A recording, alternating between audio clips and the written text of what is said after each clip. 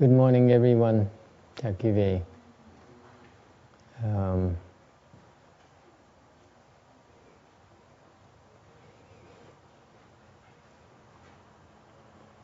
We've been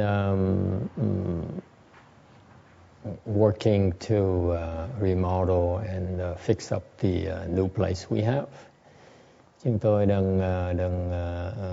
đang sửa chữa mấy cái đạo tràng mới, and in particular we are trying to fix up this house here that we have.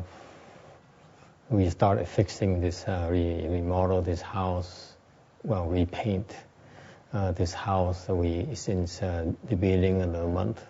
Nhất là chúng tôi đang sơn lại cái nhà đầu tháng này. And so it's been like 4 weeks already, nhưng gần 4 tuần rồi. And amazingly, the house looks good at first blush.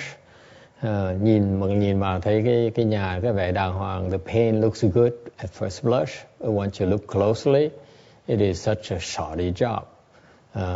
Nhìn kỹ là thấy họ làm lộn xộn lắm. The paint starts peeling now. Sơn nó bắt đầu tróc. And you see that there are 3 or 4 layers there. Thấy bắt đầu tróc tới 3-4 lớp đó. So we started having to. We thought we just paint one more layer on top, but since it started peeling, so we have to peel it off. Tưởng lúc đầu dự tính chỉ là sơn thêm một lớp mới thôi, ngờ đâu bây giờ phải gỡ cái lớp sơn ra. And so these types of complications has delayed our painting job for 4 weeks. Thành ra công việc làm bị trễ nải có 4 tuần rồi. And so we have been working like every day, practically. Như tôi làm việc cả ngày nào cũng làm vậy đó.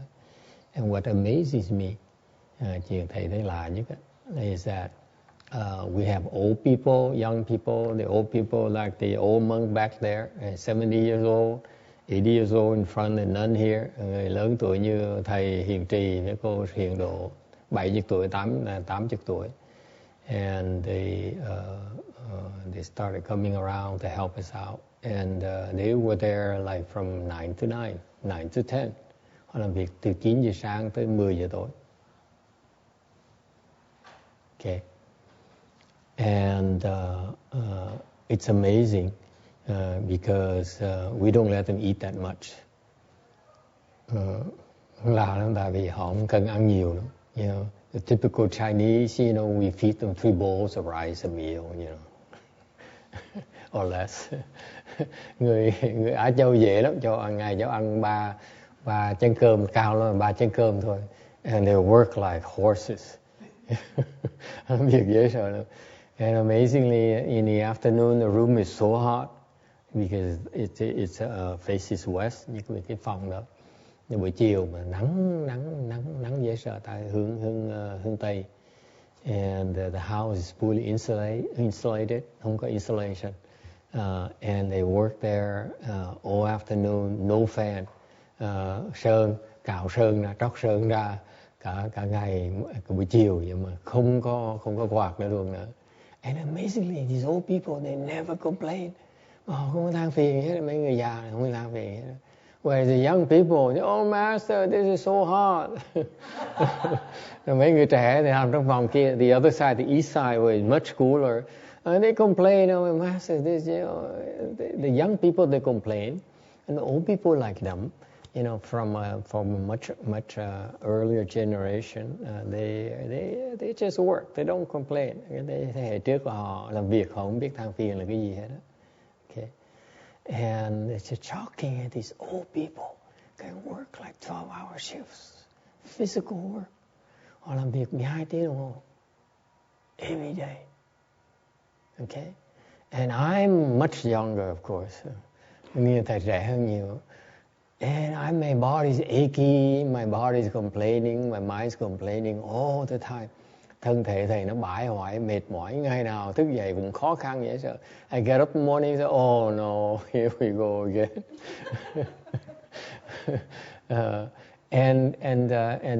It's amazing to me that these people have so much energy.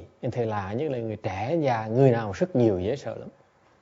And let me tell you, we all ache, we all are tired. Ai cũng mệt mỏi, ai cũng nhức đầy người hết đó. And yet, how can we get going? Làm sao mà có sức mà làm việc được như vậy? Huh? It's amazing to me. And we don't even pay them. Làm việc không được trả tiền nữa luôn nữa. And to me, the reason being that, thầy thấy cái lý do rõ ràng, clearly the reason being, of course we all tired. Đương nhiên ai cũng mệt mỏi như sợ lắm. Okay. And yet we can keep going. Mặc dù như vậy vẫn làm việc được như thường. Why is that? It's because the recovery rate is so fast when you practice chant. Cái lý do rất giản dị là tại vì cái sự hồi phục lại nó rất là lẹ khi quý vị thiền. Okay? The typical people, ordinary people, cái người bình thường, if they get tired, quý vị làm việc mệt mỏi, you go to work every day and you go home, oh my God, I'm so tired, I'm so stressed out. Người bình thường, quý vị đang làm việc về nhà xong cảm thấy mình mệt mỏi, cảm thấy mình căng thẳng tinh thần nhiều quá, till you rest. Okay? You watch TV, you have a beer, do you? No? Oh.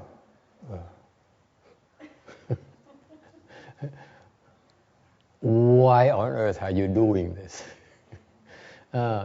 Người thì coi TV, người thì uống ly rượu, uống đi nhậu, hoặc là uống ly rượu, hoặc là uống bia. And I've been trained when I first started as a monk, as novice monk. Được huấn luyện rồi. Lúc trước bắt đầu đi tu đó. We worked every day, làm việc mỗi ngày. Every day we work from 8 to 10.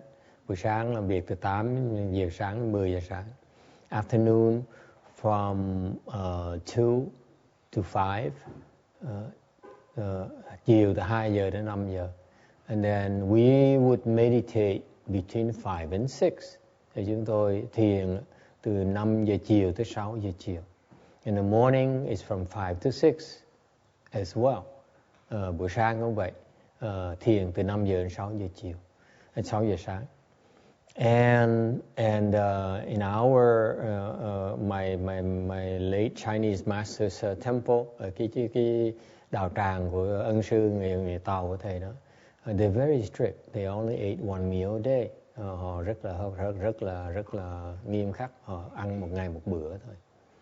And so we meditate 1 hour in the morning, 1 hour in the afternoon, and we work.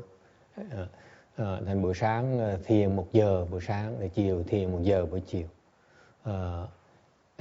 And that's how we are able to, that's how we use to cultivate. Chúng tôi trước tu như vậy đó. And with this that's what I learned from that. Từ đó thầy mới hiểu rằng even though you only eat one meal a day, but the meditation helps you recover. Mặc dù ăn một ngày một bữa thôi, nhưng đều buổi sáng thiền, buổi tối thiền, buổi chiều thiền, nó kẹp lại, thành ra cái gì hồi phục lại. That's how you recover. In the morning you're tired, you're still groggy. Buổi sáng thức dậy đầu nó chưa sáng, chưa còn mê. You clear your head by meditation. Buổi sáng thiền, okay, để cái óc mình nó sáng lại. In the afternoon you're tired, buổi chiều mình mệt mỏi, okay. Instead of resting, thay vì đi nghỉ, we meditated, thì chúng tôi ngồi thiền. And that's how we recover. Và như vậy chúng tôi hồi phục lại sức khỏe. Okay? And that's how we keep going every day. Mỗi ngày làm việc như vậy đó. 360 days a week, a year. Mỗi năm, cả năm, quanh năm như vậy. We don't go on vacation, không có nghỉ hè. Actually, after over 20 years of being a monk, I went on vacation for, once. For the first time in Europe last May. Sau cái 20 năm mà thầy đi xuất gia rồi, thầy mới bắt đầu đi nghỉ hè lần đầu tiên ở bên Âu Châu tháng 5 vừa qua. Okay. We were invited over there to teach meditation, teach chant, so we took a week off. Tôi được mời qua bên kia dạy thiền, thành sẵn ra luôn nghỉ một tuần to absorb the European cultures, để mà thưởng thức cái văn hóa người Âu Châu. So, all right. So the point here is that instead of ordinary people, when you're tired, you rest. When we're tired, we meditate. Người phàm phu, quý vị, người bình dân, người tại gia, quý vị đó, mệt thì nghỉ, còn như tôi mệt thì thiền. Vì vậy chúng tôi có sức nhiều hơn. That's why we have a lot more energy than you. Vì vậy chúng tôi nhiều sức hơn quý vị. It's amazing. I see these old people. I'm just amazed that they can work so hard. Thầy thấy mấy người lớn tuổi mà làm việc được nhiều, thầy cũng phục dễ sợ lắm. And they kept up with us. Họ làm việc chung với chúng tôi, không có nghỉ mệt gì. All right. So why is it faster to recover? Tại vì nó hồi phục là sao? So first of all, understand the importance of recovery. Resting is a slow form recovery. Nó tóm lại, cái nghỉ ngơi đó là một cách hồi phục nó chậm hơn là thiền. Much slower than meditation. Think about it.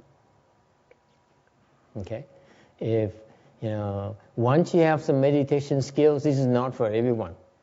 Okay, let's get this straight. Cái này không phải dễ như quý vị như nói vậy đâu. Because these people have been trained intensively for a few years now. Mấy cái người này họ tu thiền khá lâu rồi, vài năm, ít nhất vài năm rồi. All right?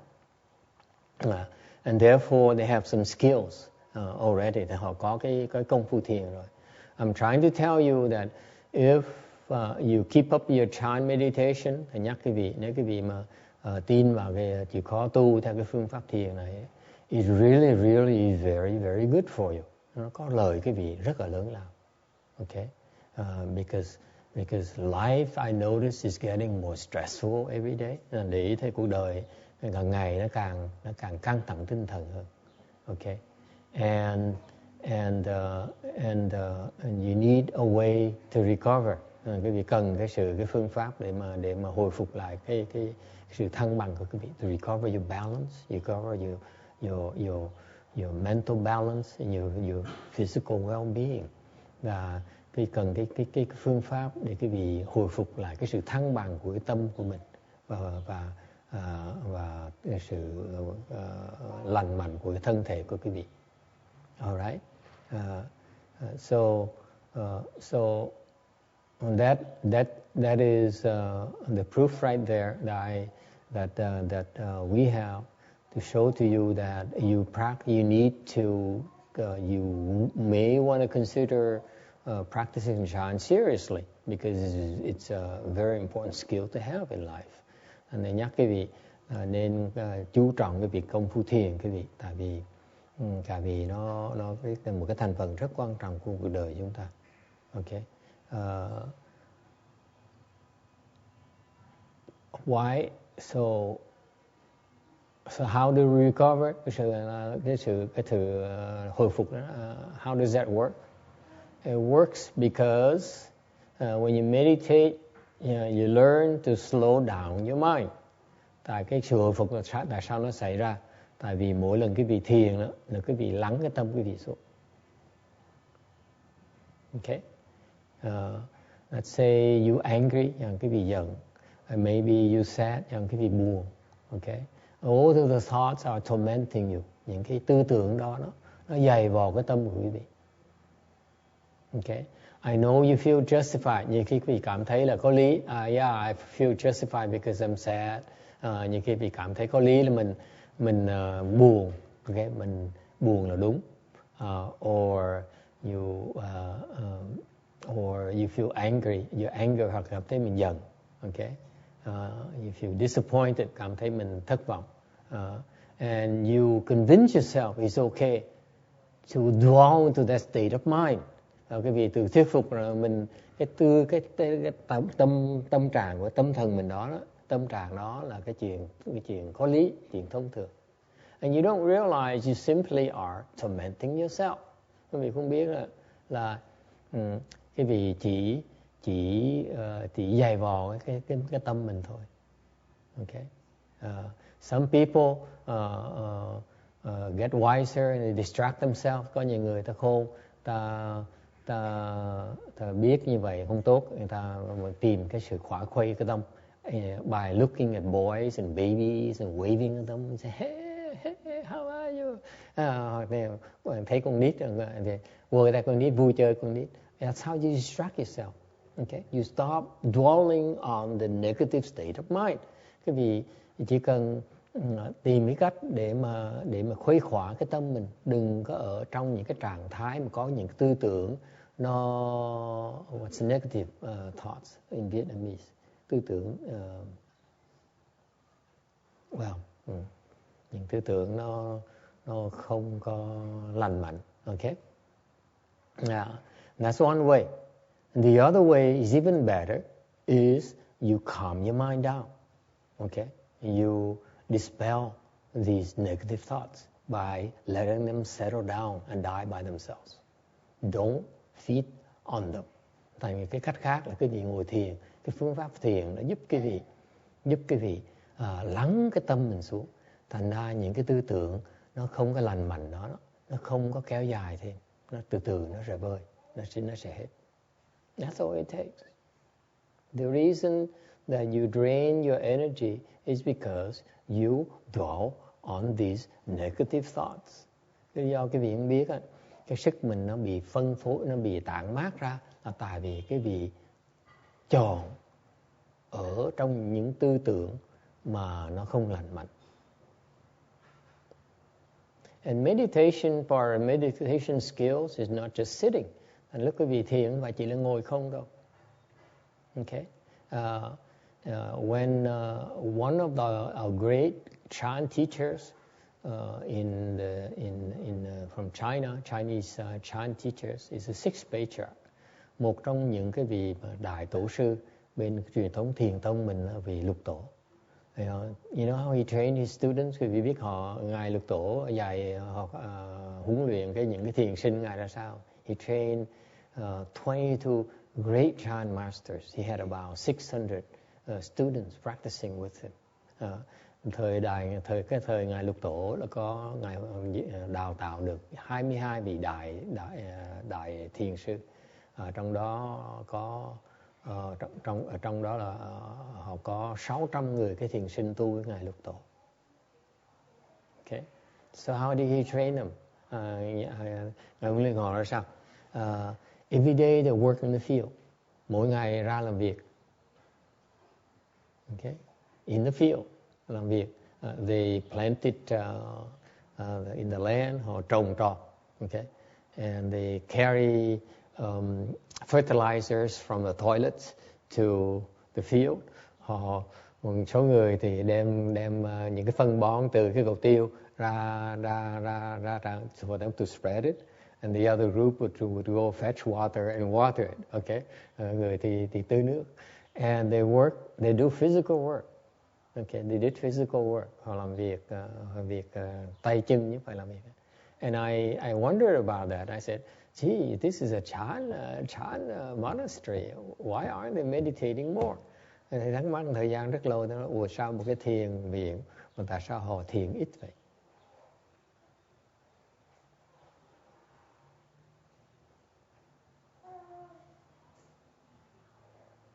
Okay. Whereas the meditation temples I've been to now, they claim they meditate more. I mean, spend the time meditating. Những cái thiền viện tới mà người ta nói là họ thiền rất một ngày, thiền 5-6 thời, 7-8 thời nữa. They meditate 5-6 hours a day, maybe even more. And that's real heavy duty meditation. Whereas in our tradition, we work. Trong truyền thống chúng tôi làm việc. Okay. And somehow, our training helps our students reach higher levels of attainment in meditation. Dù như vậy, dù làm việc như vậy, mà họ thiền ít hơn những cái thiền viện đời này, mà họ công phu họ cao hơn. Okay? Because there's a way behind it. It's not about sitting. It's not about meditation. Cái này lý do là tại vì không phải cái gì thiền, không phải là ngồi thiền đâu. Không phải thiền đâu. It's about recognizing what's happening to your mind. Thiền có nghĩa cái vị nhận thức, ý thức được cái tâm mình ra sao. What is the state of your mind? Ý thức được cái tâm mình hiện bây giờ trạng thái ở chỗ nào. And if you have any real meditation skills, là cái vị có biết thiền, then, as I said earlier, you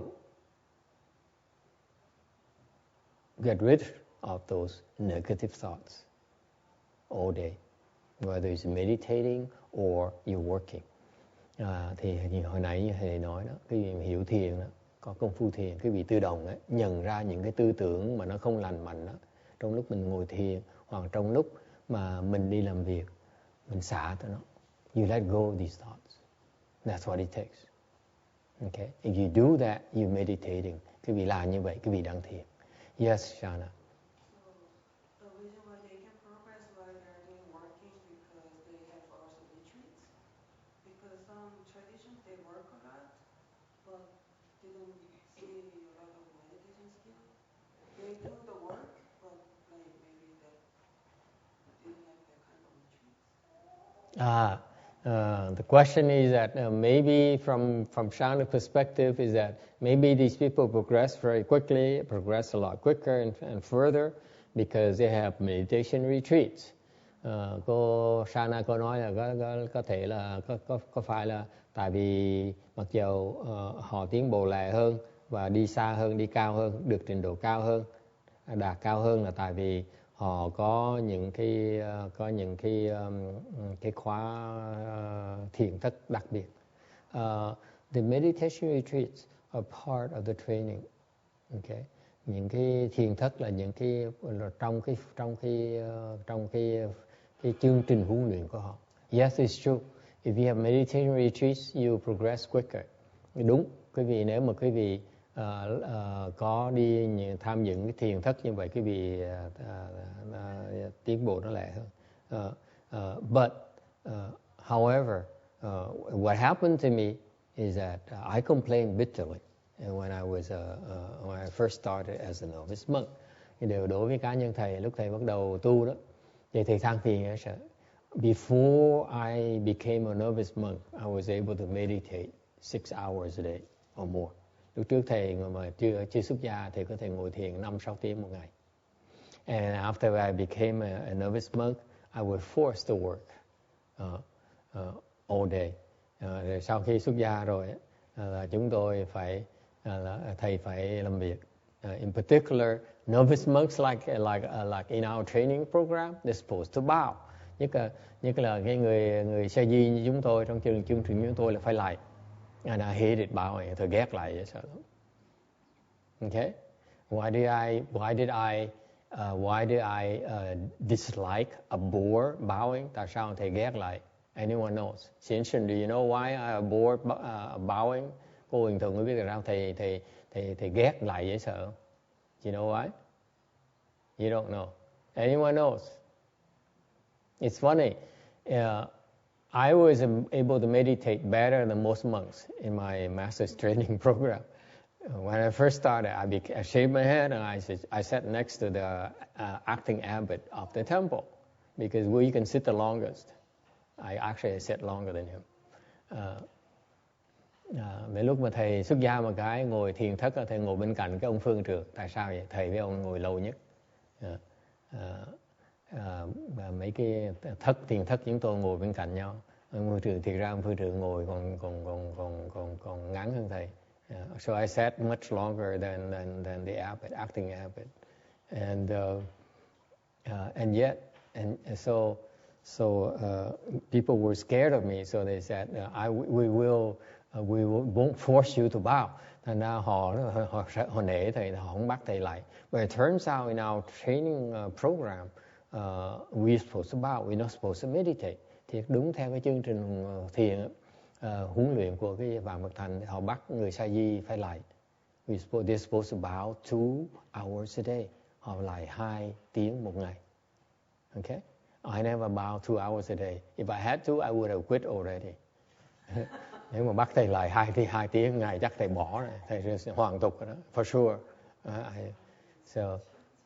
So it's funny how things worked out. Như cái chuyện nó ngẫu nhiên, because my master died after like 4 months after I became a left form person. Tại vì ngài Thiên Hóa ân sư với thầy, sau khi mà 4 tháng sau khi thầy xuất gia đó, ông chết.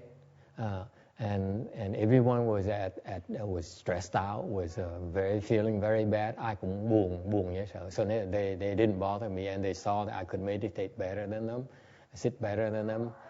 They wouldn't touch me.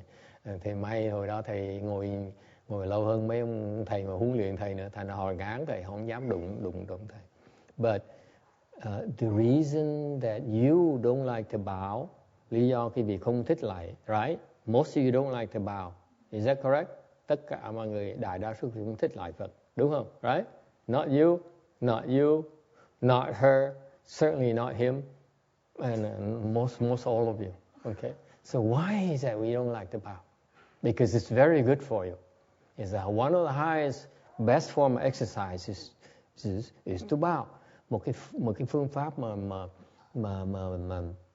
thể dục rất tốt nhất là lại Phật. You bow is one of the best exercises you can do.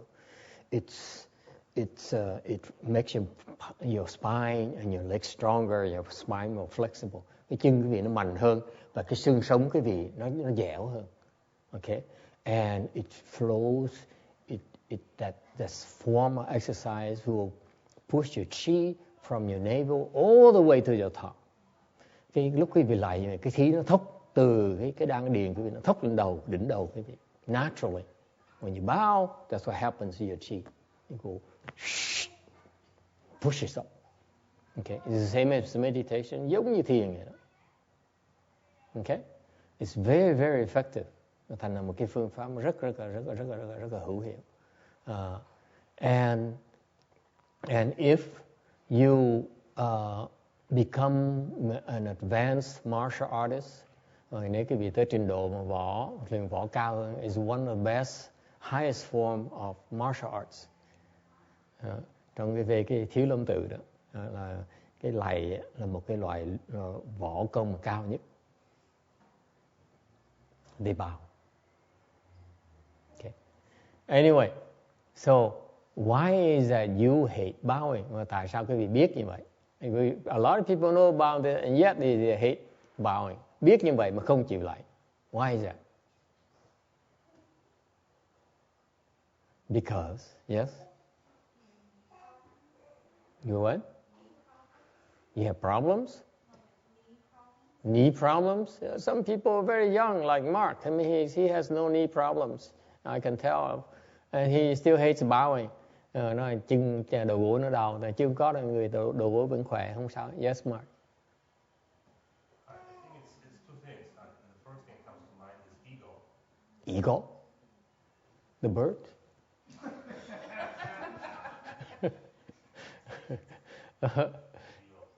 And what's the second thing that comes? The thing was that, if I'm brought into a Catholic religion. You can bow to your God. Don't you Catholics bow to God? I mean, I saw the training program in there, one of these Catholic groups where they actually bow and like on the floor. Wow, you pray but in a different way. No, there's a bowing where actually you go down like this. And when you do that, it reduces sexual desire. That's why these priests, they bow. There's a group I saw on PBS where they have these very old-fashioned Catholic group church in Minnesota, in the Midwest, and they are one of the few groups left where they have a lot of male priests. Okay? Thầy coi trong cái chương trình PBS nó có mấy cái bên Thiên Chúa giáo, họ có cái chương trình, có một cái nhóm nhà thờ này mà vẫn có rất nhiều người đức cha. You know? Rồi thầy mới thấy họ tại sao, thầy mới thấy họ cách huấn luyện là sao. So I watched and see what they do to train their people. How did they got these young men to become fathers, become priests? Thì thắc mắc là làm sao họ giữ được những cái người mà con trai mà trẻ làm cha được.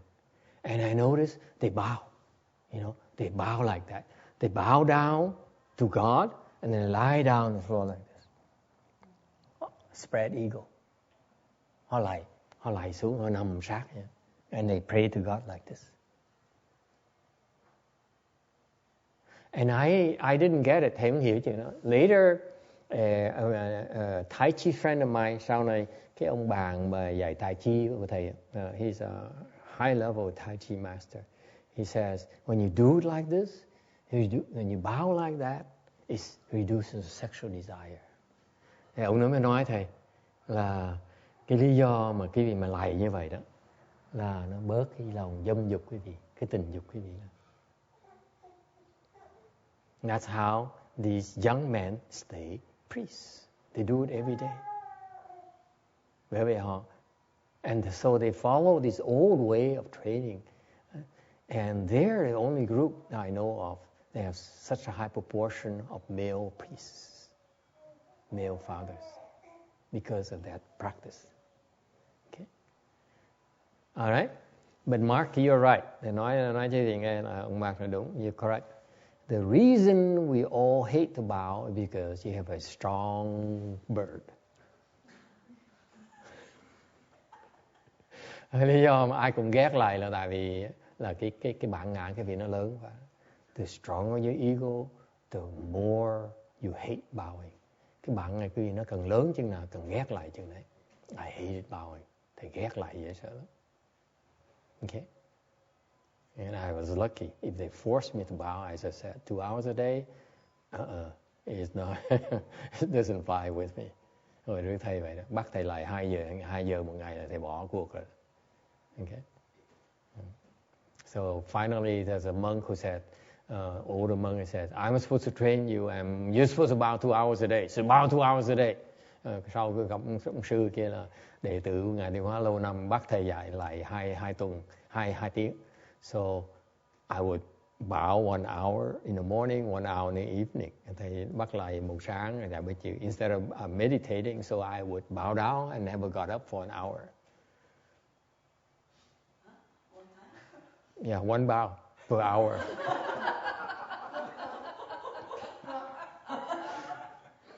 Từ hồi đó thầy bắt thầy lại, thầy lại một lại, thầy sang nằm đó luôn, tới 1 tiếng đồng hồ đứng dậy. So yeah, it's about what do you want?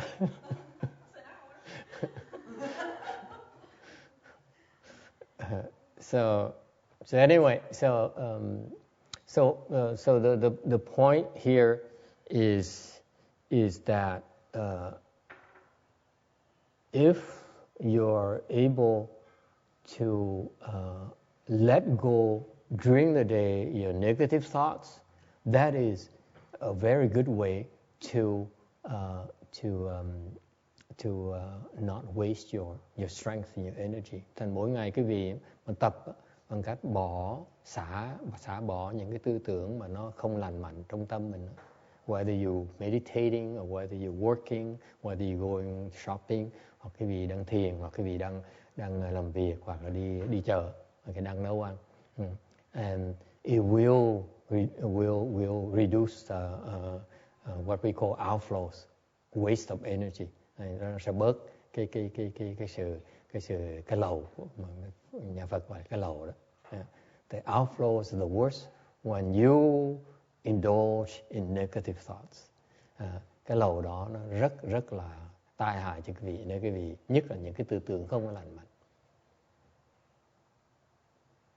Okay?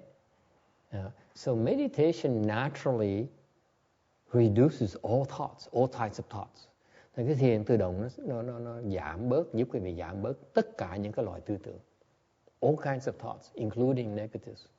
Okay, and that's why if you are able to you have some meditation skills, you naturally will release these thoughts. And khi mà quý vị có một cái công phu thiền rồi, quý vị tự động sẽ xả những cái tư tưởng nó không lành mạnh như vậy. So that's why these old people, they can work longer. Thành những người lớn tuổi, người ta làm việc lâu hơn. Okay, because they don't complain, tại họ không có than phiền. You see, the young people, I don't know, this is too hard, master, this is so much work. Người trẻ nó ở đây rồi, làm việc cực quá, mỏi quá. My body is so tired, I'm so tired, man. Thầy con mỏi quá đây.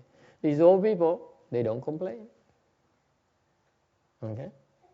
Because the thoughts of complaining is a negative thought. Những cái tư tưởng mà than phiền là những tư tưởng không lành mạnh. You see that? You complain because you have unhealthy thoughts. It's that simple. All right? So it's not necessarily because they have a meditation retreat sadhana. Thực ra không phải là tại vì họ tiến bộ lẹ là that's why they progress a lot quicker. Họ có họ tiến bộ lẹ hơn tại vì có cái thiền thất. Actually, it's because they understand how to train their students. Tại vì cái chương trình huấn luyện họ đặc biệt ở chỗ là họ biết cách huấn luyện người ta. I explained it to my students after 3 weeks because I saw they won't be much longer before they quit or they call in sick. Thì sau 3 tuần phải giảng cho họ biết, tại vì không còn bao lâu họ sẽ giả bộ bệnh hoặc là họ sẽ hoàn tục. Okay. So I explained to them. I had to explain to them. I see, thầy phải mua chuộc họ bằng cách giảng nghĩa cho họ biết. Why is that? I explained to them. Why is that in our training program? Tại sao trong chương trình huấn luyện chúng tôi? Okay. Instead of catering to your pampering to your ego, tại vì chúng tôi vỗ về cái bản ngã quý vị. We give you a nice room, cho cái phòng cho đẹp quý vị. We give you your own bathroom, cho quý vị cái phòng tắm riêng quý vị. Okay. We give you clothes, cho quý vị áo quần đẹp mà mặc. Okay. We give you money, pocket money every month.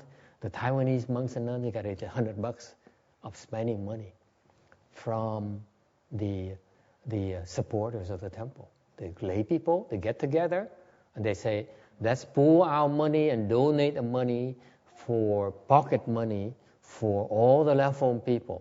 It's from their own doing. The temple has nothing to do with. Cái hệ thống Đài Loan rất là đặc biệt. Cái người tài gia họ tạo một cái hội của họ.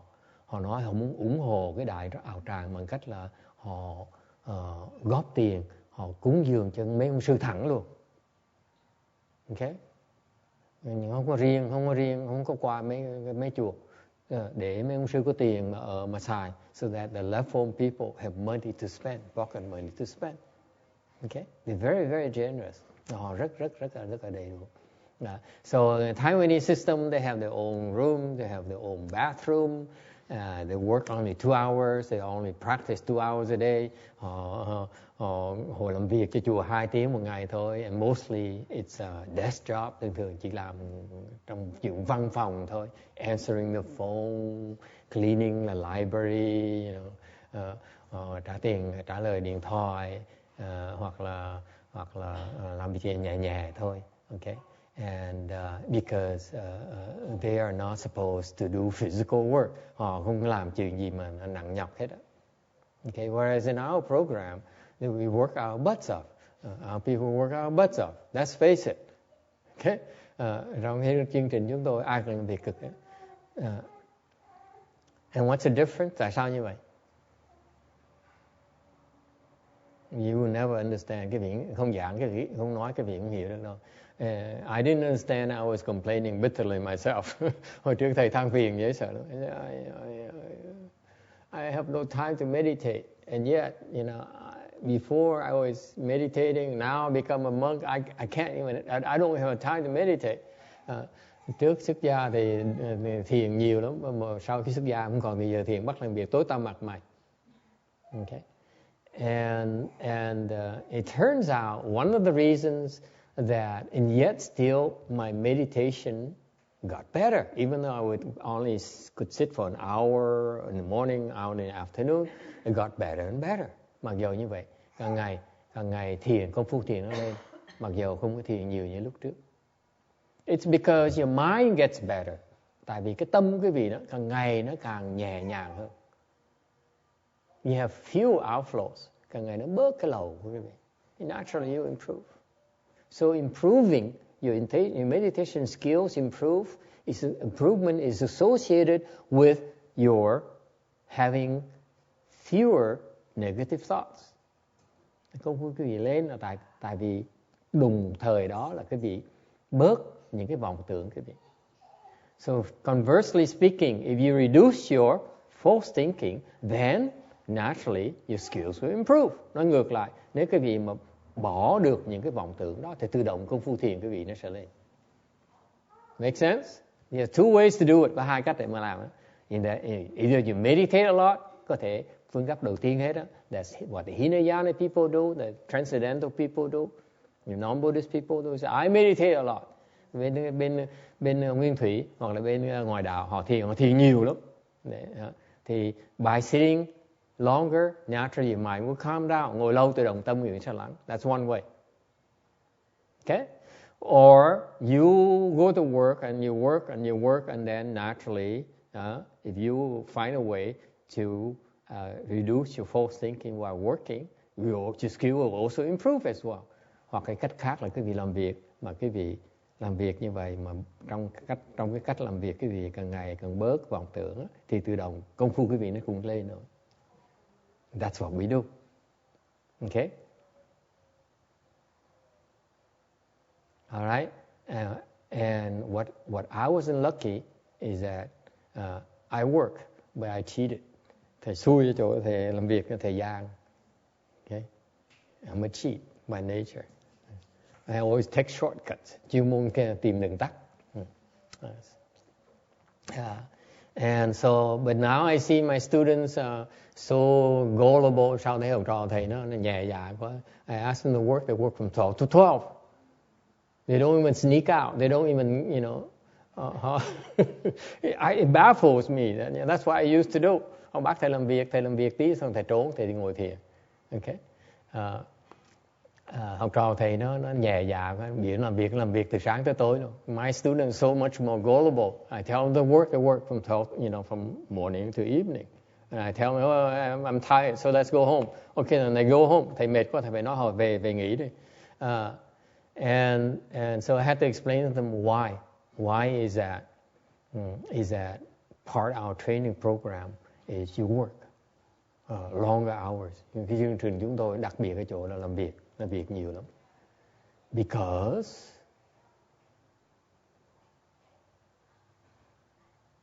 and if I don't explain it to them or to you, you never understand. Tại vì that's where if you understand how to train the chant, that's why you understand why these things happen. Một khi quý vị hiểu thiền rồi, quý vị hiểu tại sao cái chương trình nó như vậy. Okay? It's because you work every day. Quý vị làm việc như vậy. You strain, you get so tired, we mệt. Okay? So tired physically. Cái thân thể mà nó ê luôn. Okay? Mệt nhòi. What happens?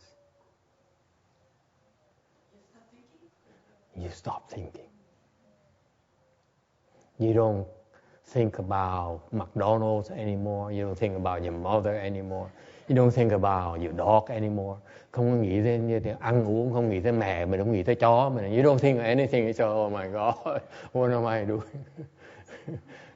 You work, and you just hope you have enough strength to finish the work. That's all you do.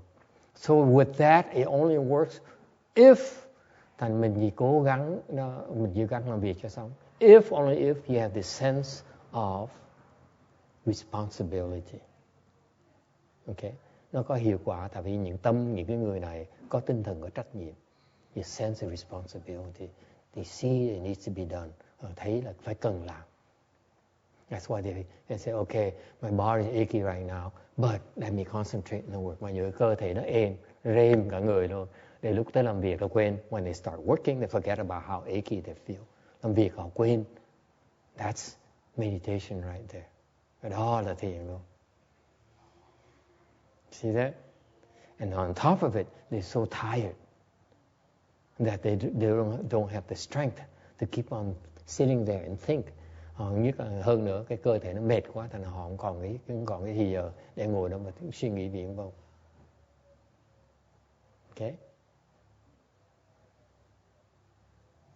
That's how you improve as well. Đó là một cái phương pháp khác để mà tiến bộ.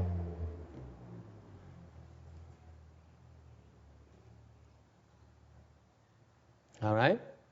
So this is why these temples where they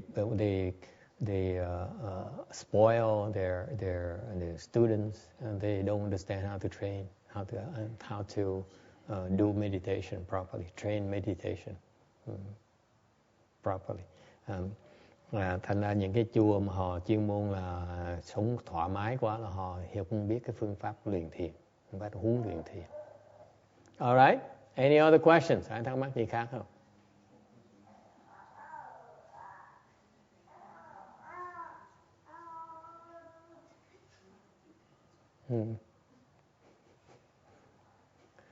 All right? Yeah. And think about it naturally. You're so tired and you need to get it done, so you just concentrate on getting it done. Thành ra quý vị thấy cái tâm người ta như vậy, thì mình mệt mà mình cần phải làm cái này, thì mình chỉ còn đủ sức mình chú tâm mà làm thôi. Không còn làm gì. You only have the strength, all the energy left is for you to concentrate on the work. That is concentration. That's meditation right there. Meditating while in motion. Meditation in movement. Cái đó là thiền trong cái động. You're sitting, meditation in stillness. Ngồi là thiền trong cái tĩnh. Làm việc là thiền trong cái động. We're training them to meditate while in movement. And that's the Mahayana chant. Cái đó là cái thiền của Đại Thừa đó thưa quý vị. Meditate while in motion, in movement. Thiền trong động. That's practical. Cái đó là cái thiền nó thực sự. All right? Yes. Master, activities that require you to really focus.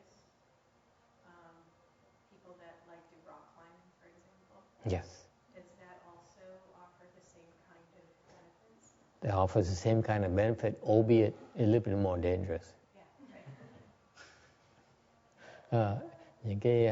The question is, what about activities that requires focus, such as rock climbing or sculpting? Sculpting, okay. Hoặc là mình phải leo núi, hoặc là chẳng như điêu khắc, or calligraphy, hoặc là vẽ chữ tàu. All these require attention. That's a form of meditation. Đó là thiền. Okay. So for example, in Sunday schools, for children, thành ra trong chùa của thầy Ngài Thiên Hóa, at my master's temple, they have a Sunday school for children. Có cái trường dạy con trẻ em. What they did is they teach them calligraphy, họ dạy vẽ chữ tàu. Okay. It requires a lot of concentration. That's one form of meditation. Dạy con nít bằng cách là dạy vẽ chữ tàu. In the future, we might do that. Okay? All right. Well, we need to find someone who can do the calligraphy.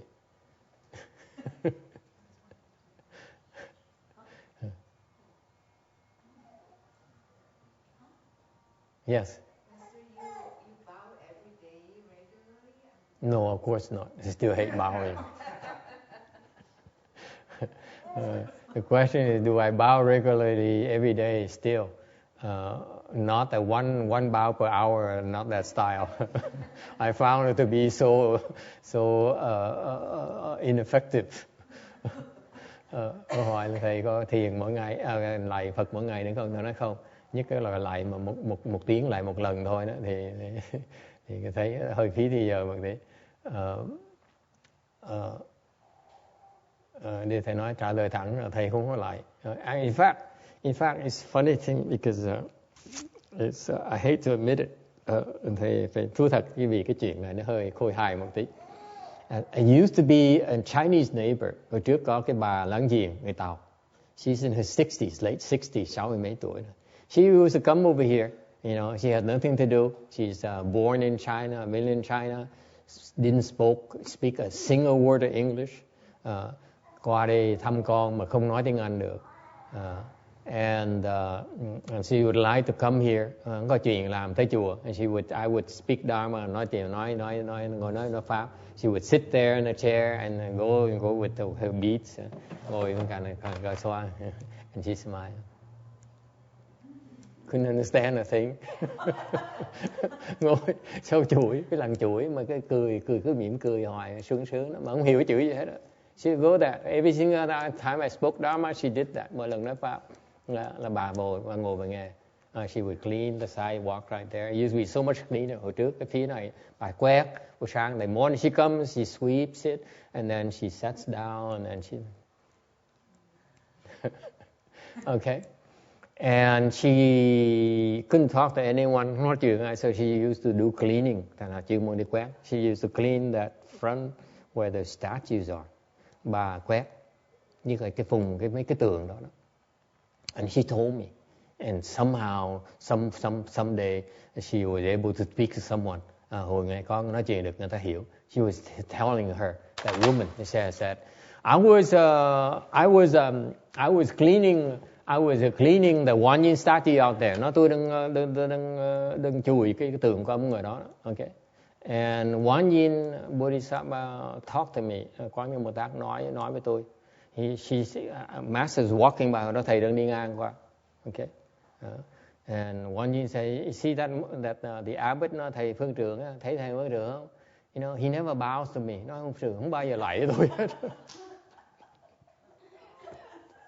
It's so true. I never bowed to One Yin before. Chưa bao giờ hết. It's there already. What's the point? So One Yin even complained to her that I don't even bow to One Yin.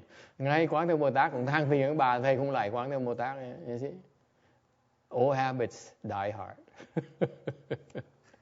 Nói thầy lại, thầy không thích. I still don't like to bow. Okay? Shows you how much I understand chant. Thế vì thế, vẫn I still have the same problem. Any other question? Ai thắc mắc gì khác không? If not, let's go have lunch.